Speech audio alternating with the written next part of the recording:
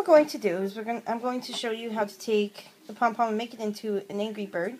We're going to do the yellow Angry Bird because he's in a triangle shape or cone shape.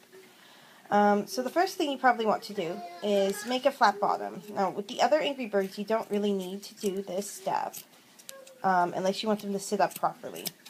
And just cut the strings off so that they're flat on the bottom, and that would work just fine. Now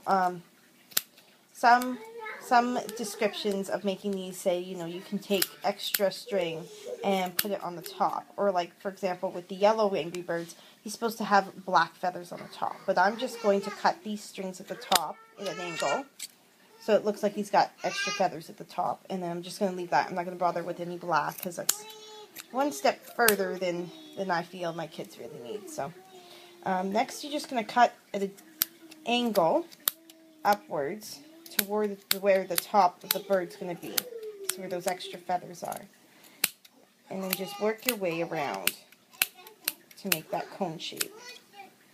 And you'll actually find that these cone ones are a little neater than normal ones. Nose, beak, and eyebrows, or eyes, beak, and eyebrows, sorry. The best way to glue it on, I found, I'm just using school glue. You can use crafting glue or any specialty glue you'd like.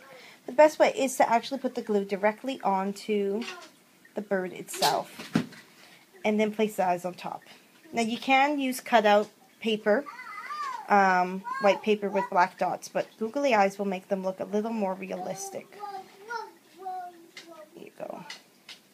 Same with if you're a master crocheter, you can actually crochet a beak, but me, myself, I don't want to take that time, so I'm just going to cut out this craft paper, fair size beak, and then with the beaks you want to get the glue right to the back, and then you want to push the beak into the glue, so you're not having it sitting on top. You want it in between the pieces of yarn.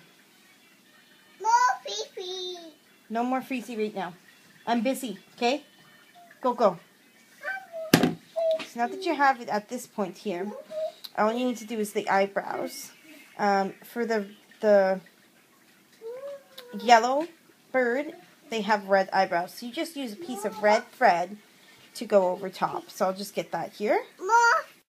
Alright, so I've just gone ahead and cut in two pieces of yarn that are the same length.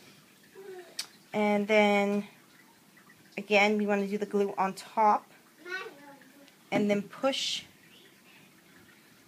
the eyebrows into place. Now these eyebrows are actually a little bit long, so I'll probably want to cut them back. Depending on how angry you want the bird to look, you can pull the eyebrows down, you can have them meet, however you like. Sometimes I find it's easier to actually do the eyebrows after the eyes have dried, and then it gives you, a little less worry of knocking the eyes out. And then once it dries, it will look similar to that. Of course, this one has a little bit of a different face. And that's it. It's pretty simple. With the piggies, the only difference is that I took green craft paper and drew black lines, or, drew in the ears black and drew in the nostrils black. And when I glued them on, the ears I did like the beak. So I put the glue in between the threads of yarn, and then I pushed it down into it, and the nose, it was on top of the thread. So just so that way you know how it's going to stick up properly. These ones, they're pretty good. You can throw them around, you can use them for a real game, and a great option for setting up a game is using the recycled K-cups. So use K-cups. You can rinse those out. The perfect size to stick the piggies on and knock them down with the Angry Birds.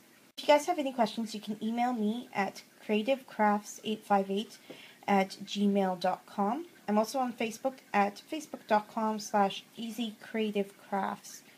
And if you have any ideas, definitely give me a shout. I can make you a video, take some pictures, and we can get crafting together.